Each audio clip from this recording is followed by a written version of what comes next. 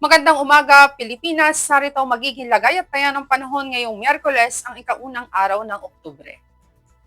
Base sa datos ng pag-asa, 2 hanggang 4 na bagyo ang pwedeng mabuo at makaapekto sa ating bansa ngayong buwan ng Oktubre. Samantalang ngayong araw, aasahan natin ang patuloy na pag-iral ng easterly sumainit na hangin nagmumula sa dagat Pasipiko.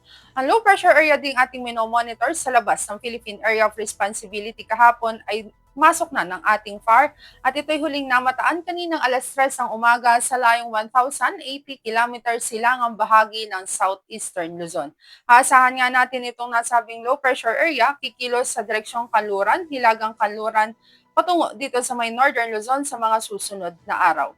Itong nasabing LPA, mataas ang tsansa na mag-develop bilang isang bagyo within the next 24 to 48 hours at kung ito ngay maging isang bagyo, bibigyan natin to ng local name na Paulo.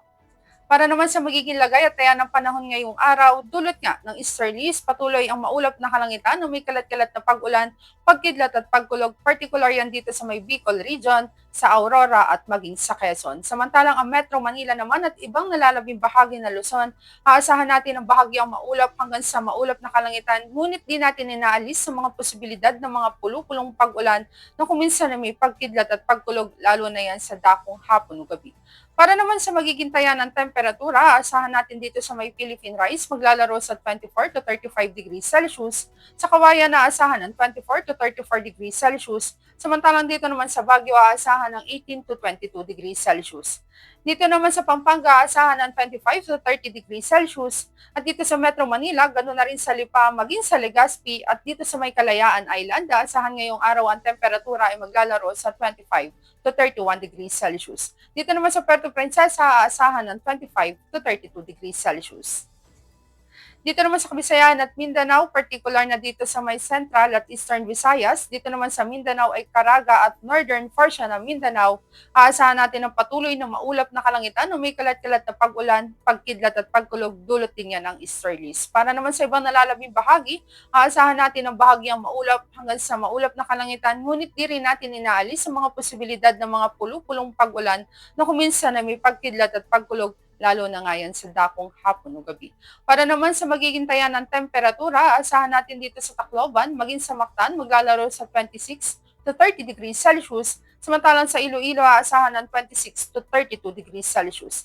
Dito sa Mindanao, particular dito sa may Cagayan de Oro City, aasahan natin ng 24 to 30 degrees Celsius, at dito naman sa Davao ay 25 to 33 degrees Celsius. Sa Zamboanga, aasahan natin ngayong araw ang temperatura ay maglalaro sa 24 to 32 degrees Celsius. Para naman sa magiging lagay at taya ng panahon sa mga susunod na araw dito sa Metro Manila, hanggang Biyernes, aasahan natin ang maulap na kalangitan o may kalit-kalit na pag-ulan, pagkidlat at pagkulog, at pagsapit ng Sabado, asahan natin may gradual na pagganda ng panahon. Ganon din ang aasahan natin dito sa Cavite. Samantalang dito sa Angeles, asahan natin ang patuloy na generally fair weather hanggang bukas, ngunit pagsapit ng Biyernes, asahan natin ang maulap na kalangitan na may kalat-kalat na pag-ulan, pagkidlat at pagkulog. Dito naman sa Lipa, generally fair weather sa mga susunod na araw, bahagyang maulap hanggang sa maulap na kalangitan, ngunit di natin inaalis sa mga posibilidad ng mga pulupulong pag-ulan na kuminsan na may pagkidlat at pagkulog. Ganon din ang aasahan dito sa Puerto Princesa, maging sa Kalayaan Island, sa Lapu-Lapu, sa Davao, gano'n na rin sa Zamboanga. Para naman sa ating astronomical information, ang araw ay sumikat kaninang 0546 at asahan natin lulubog dito sa Metro Manila sa ganap na 1746. At para naman sa ating moon illumination, meron tayong 65% increasing. At yan ang latest update natin sa weather. Para manatiling updated sa lagay at taya ng panahon, i-follow lamang ang Air Force Weather Center sa aming mga social media accounts. Sa ngalan ng aming commanding officer na si Colonel Alvin John Cugador, Philippine Air Force General Staff Corps, I'm Sergeant Jessa C. Cuenca, Weather Forecaster ng Air Force Weather Center. Muli magandang umaga, Pilipinas.